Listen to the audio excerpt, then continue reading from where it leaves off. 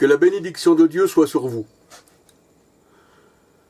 Je viens aujourd'hui vous parler du Seigneur.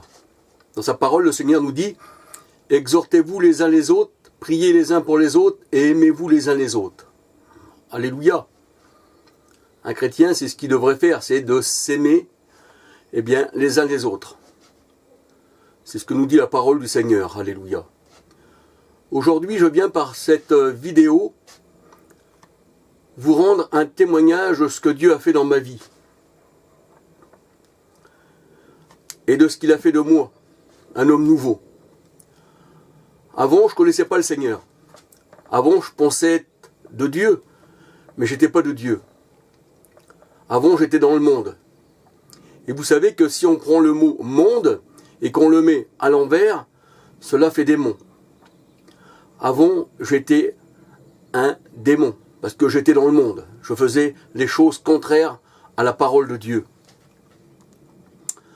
J'ai fait beaucoup de prison, j'ai fait plus de 20 ans de prison. Et j'ai été inscrit au grand banditisme. J'ai été aussi catholique. Oui, catholique. J'allais à Lourdes. Ma femme brûlait des cierges à Lourdes. Elle marchait sur les genoux. Elle faisait le chemin de croix à Lourdes. Et moi, le soir, j'allais voler. Et pourtant, je me disais catholique. Je me disais être un homme de Dieu. Mais je ne connaissais rien de la Bible. De la parole de Dieu, des Saintes Écritures, je ne connaissais rien du tout. Je pensais que le curé, prenait soin de mon âme. Il suffisait d'allumer une bougie, qu'il fasse quelques prières, et moi je pouvais faire n'importe quoi. Mais c'était contre Dieu. Je faisais des choses indignes, qu'aujourd'hui j'en rougis. Des choses indignes. Le Seigneur n'était pas avec moi. Je pensais qu'il était avec moi, mais il n'était pas avec moi. Il était loin de moi, puisque j'étais dans les ténèbres, et lui les lumières, vous comprenez? La lumière et les ténèbres ne vont pas ensemble, du tout. Donc comme je vous dis, j'étais catholique. Je n'ai rien contre les catholiques, d'ailleurs. Que le Seigneur les bénisse. Et c'est pour ça que je parle aujourd'hui. C'est pour ça qu'aujourd'hui je parle. Mais je n'ai rien contre les catholiques, rien contre les protestants, rien contre les religions. Non, non.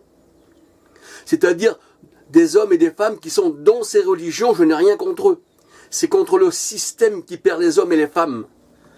C'est de ça que je suis contre. Mais contre les hommes et les femmes, je ne suis pas contre. Au contraire, le Seigneur il dit aimez-les, priez pour eux, aimez-les. Alléluia. Donc si je viens par cette vidéo, c'est pas parce que j'ai une haine dans le cœur. De dire, je vais me battre, je vais essayer de les dénigrer, de faire des choses, de dire des choses contre eux. Non, non, non, je ne suis pas contre vous. Je suis même pour vous. Alléluia. La parole de Dieu nous dit, c'est pas moi qui le dis, c'est sa parole. La parole de Dieu nous dit, le Seigneur il dit que dans sa parole, qu'il faut que tous les hommes parviennent à la connaissance de la vérité. Il ne veut pas qu'aucun se perde. Alléluia. Le Seigneur aime tous les hommes. Et moi, je suis un disciple du Seigneur. Je dois aussi aimer tous les hommes et les femmes. Dans l'amour du Seigneur, bien sûr. Donc, voyez-vous, j'étais catholique avant. Je pensais être du Seigneur. Chez moi, j'avais les croix, des statues. J'avais les tableaux que j'avais trouvés à Lourdes, que j'avais achetés à Lourdes. Les tableaux, vous savez que les yeux se ferment et les yeux s'ouvrent. J'avais un tableau du Christ, paraît-il. Et je pensais que ce tableau-là me protégeait, que cette croix me protégerait. Mais en vérité, ce qui me protège, c'est l'Esprit du Seigneur, c'est pas un morceau de bois. Le Seigneur, dans sa parole, il nous dit, à quoi me comparez-vous? À un morceau de bois que vos mains ont fabriqué. Ça, c'est un morceau de bois. Avec le même morceau de bois que j'ai fait cette statue, cette croix, j'aurais pu aussi bien faire un WC. J'aurais aussi bien faire une chaise pour m'asseoir dessus. J'aurais pu faire aussi un gourdin pour taper quelqu'un. Vous comprenez? On ne peut pas comparer Dieu avec un morceau de bois. La parole de Dieu nous dit que Dieu est esprit. Dieu est esprit. Dieu est comme le vent. Le vent, on ne le voit pas. Mais il est partout. Tu ne sais d'où il va, qui disait le Seigneur, ni d'où il vient.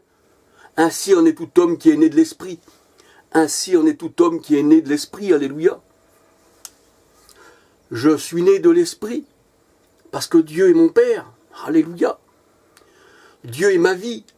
Comme disait Paul, ce n'est plus moi qui vis, c'est Christ qui vit en moi. Alléluia. Donc voyez-vous, avant j'étais catholique. Je faisais des choses contraires à la parole de Dieu, contraires. Mais quand le Seigneur est rentré dans ma vie, savez-vous ce qu'il a fait de moi? Il a fait de moi un homme nouveau, une nouvelle créature. Voici les choses anciennes sont passées, toute chose est devenue nouvelle. Avant, je marchais la nuit, dans les ténèbres. La Bible dit, la parole de Dieu nous dit, que le diable, c'est les ténèbres. Je ne savais pas où j'allais. Vous savez, quand vous marchez la nuit, vous pouvez vous faire agresser. Vous pouvez tomber dans un trou. Parce que vous marchez la nuit. Mais la parole de Dieu nous dit que Dieu est lumière. Et il est ma lumière. Je suis une lumière sur ton chemin, qui dit le Seigneur. Mais s'il est sur mon chemin, s'il est ma lumière, je ne risque plus rien, je vois clair. Il y a un homme dans la parole de Dieu qui s'appelait Saul de Tarse. Il croyait être chrétien. Pardon, il croyait être de Dieu. Il est devenu chrétien après. Il croyait être de Dieu. Il persécutait l'église du Seigneur. Quand on persécute un enfant de Dieu, on persécute Jésus-Christ. Mais là, Saul de Tarse, qui est devenu Paul par la suite, il avait des lettres pour arrêter hommes et femmes, enfants, pour les donner aux ennemis du Seigneur. Alléluia. Saul aussi était un ennemi du Seigneur. Mais il avait des lettres, oui, pour les arrêter. Mais quand il allait pour les arrêter, là, sur le chemin de Damas, la parole de Dieu nous dit que Saul de Tarse a été arrêté par le Seigneur Jésus-Christ. Ceci est écrit dans Acte 9. Lisez Acte 9 en entier, vous verrez comment Saul de Tarse a été arrêté par le Seigneur Jésus-Christ. Alors Saul de Tarse a été arrêté par le Seigneur en pleine course. La parole de Dieu nous dit que Saul de Tarse, quand il a été arrêté par le Seigneur, respirait encore le meurtre contre les disciples. Et le Seigneur Jésus dit à Saul, « Saul, pourquoi tu me persécutes? Qui es-tu, Seigneur ?» Saul, c'est ce qu'il dit, « Qui es-tu, Seigneur? Je suis Jésus que tu persécutes. » Quand on persécute un chrétien, membre du corps du Christ, on persécute Jésus-Christ. Alléluia. Donc c'est pour ça que nous devons nous aimer les uns les autres. Et celui qui haït son frère en Christ, puisqu'il est un membre du Christ, il ne peut pas aimer Christ. On ne peut pas aimer Dieu et haïr son frère. Alléluia. Donc comme je vous dis, j'étais catholique, je pensais être de Dieu, mais ça m'a quand même emmené en prison. Les croix, les marches sur les genoux que ma femme m'a faisait, tout ça, ça ne nous a rien amené. Je suis allé en prison à Tarbes. J'ai fait beaucoup de prisons, dans toutes les prisons, j'ai connu plus de 30 prisons, 40 prisons, j'en sais plus, moi même plus le compte. C'est pas une gloire, mais c'est un témoignage. J'ai été en prison à Tarbes, puisque j'avais été à Lourdes, et que Lourdes se trouve à côté de Tarbes. Et là, dans cette prison, quand j'ai pris 7 ans, j'ai eu le temps de méditer. Et là, j'ai reçu du Seigneur son appel. Parce que le Seigneur, il appelle ses brebis. Elles entendent sa voix. Elles n'entendront pas la voix d'un étranger, non. La voix du Seigneur, alléluia. Parce que notre divin berger. Et là, en prison, j'avais le temps de calculer. Et j'ai connu le Seigneur en prison. Vous savez, les juges me disaient, mais monsieur Dorquel, parce que c'est mon nom. Je m'appelle Charles Dorquel. Je suis gitan. Les gitans sont mal vus aussi, un peu comme les juifs. D'ailleurs, dans les camps de concentration, il y avait beaucoup de gitans et de juifs. Mais vous savez, c'est ce que je vous dis, les juges me disaient, tu es perdu. Vous avez un cahier judiciaire d'Orquel qui est grand, qui fait plus de 2 mètres. Il fait peut-être 150 kilos, votre cahier judiciaire, dans toutes ces années. Parce que j'étais inscrit au grand banditisme aussi. J'étais arrêté tous les jours par la gendarmerie, les commissariats. Aussitôt que je disais mon nom, on me braquait. On ne cherchait pas à comprendre si j'avais fait quelque chose de bien ou de mal. C'est ça quelqu'un qui marche dans le grand banditisme. Il est recherché par la police. Il va de prison en prison, de tribunaux en tribunaux. Mais là, à Tarbes, j'ai connu le Seigneur. Et vous savez ce que nous dit la parole de Dieu? Pour les juges, j'étais perdu, bien sûr, j'étais perdu. Ah oui, j'étais perdu, j'étais quelqu'un qui ne reviendrait plus à la vie. J'allais finir ma vie en prison, ou j'allais prendre une balle dans la tête. Mais la parole de Dieu nous dit ce qui est impossible aux hommes est possible à Dieu. Alléluia. Oui, c'est impossible à Dieu, ce qui est impossible aux hommes.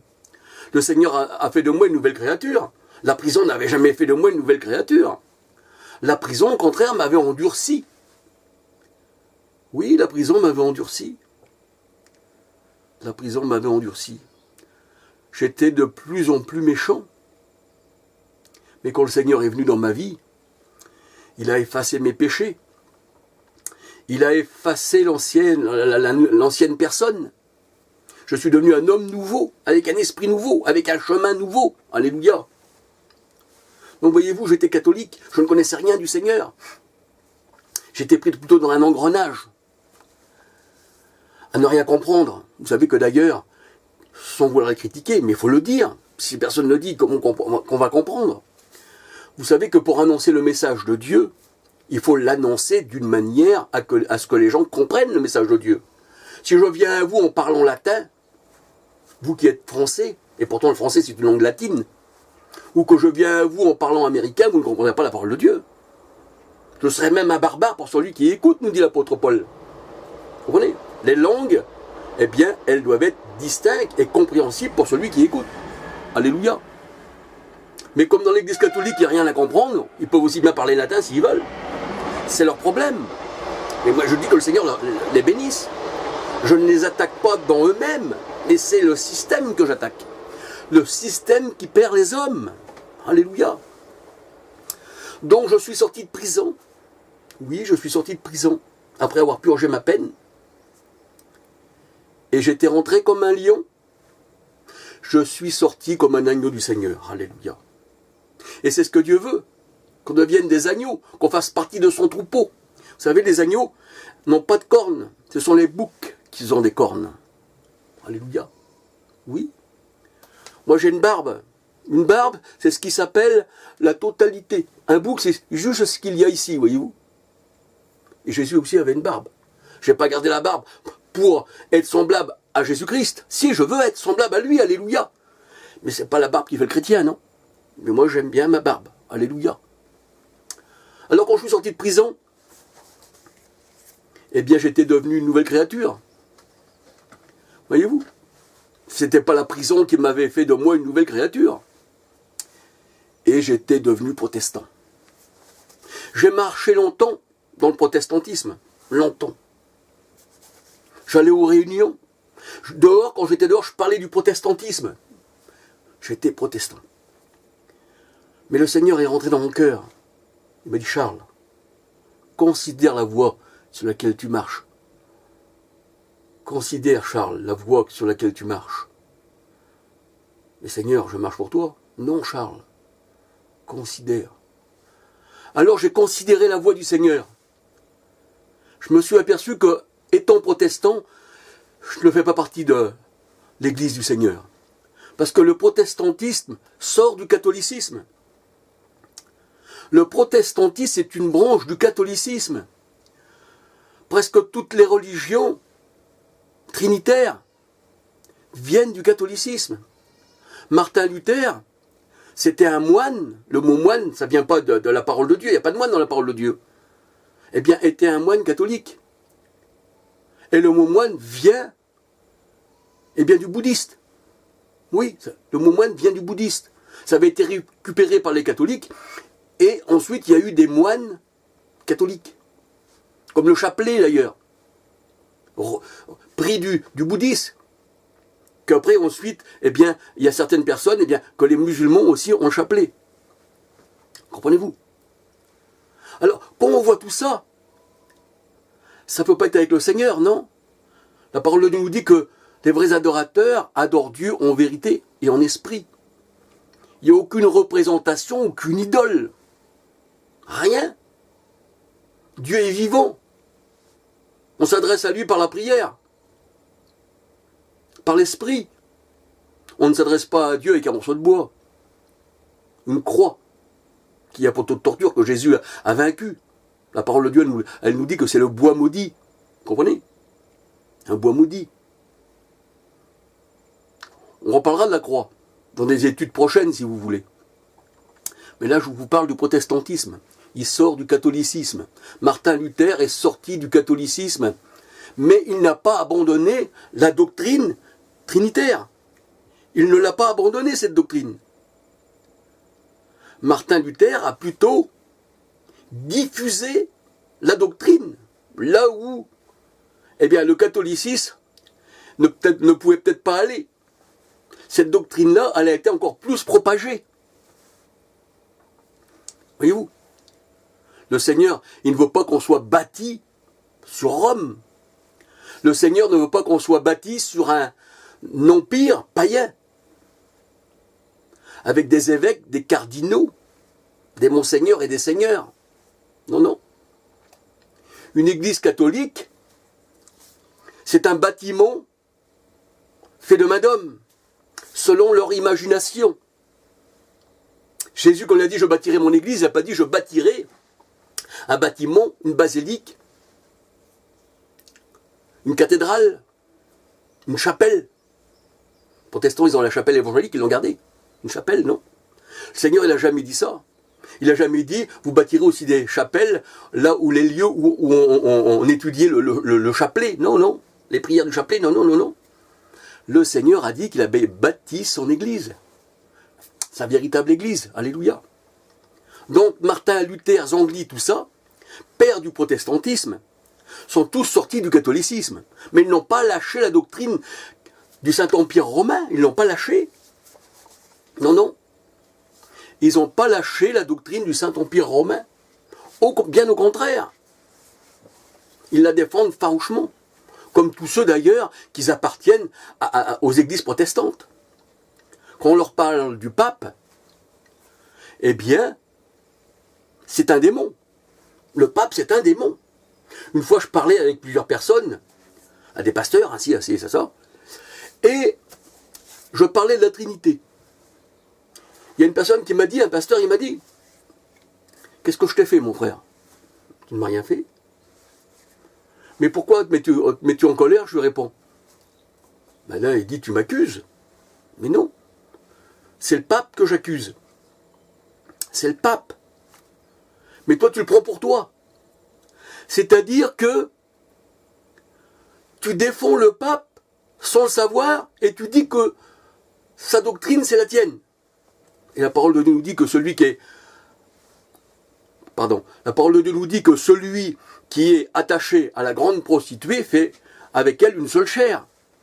Celui qui est attaché à la grande prostituée fait avec elle une seule chair, oui. Pas un seul esprit, non. Parce que Dieu est esprit, il n'y a qu'un seul Dieu. Alléluia. Oui, non, non, il fait partie. Là, la parole de Dieu nous dit qu'il est avec la grande prostituée une seule chair.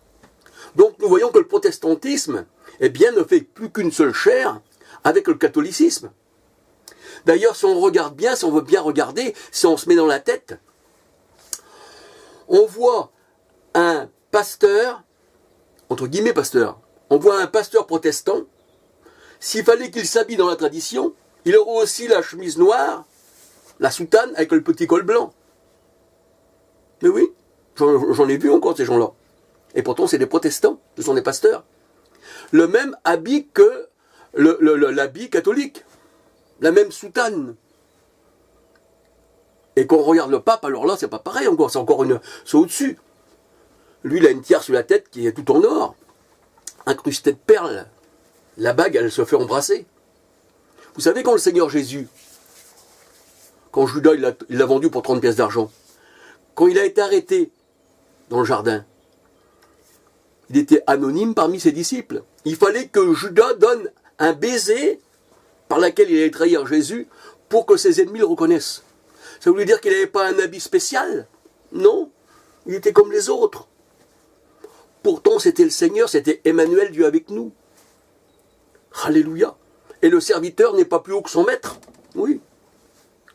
Je voudrais te dire aujourd'hui, mon frère, ma sœur, toi qui es dans ces fausses églises, toi qui es au Seigneur, parce que le Seigneur, il a un peuple parmi vous.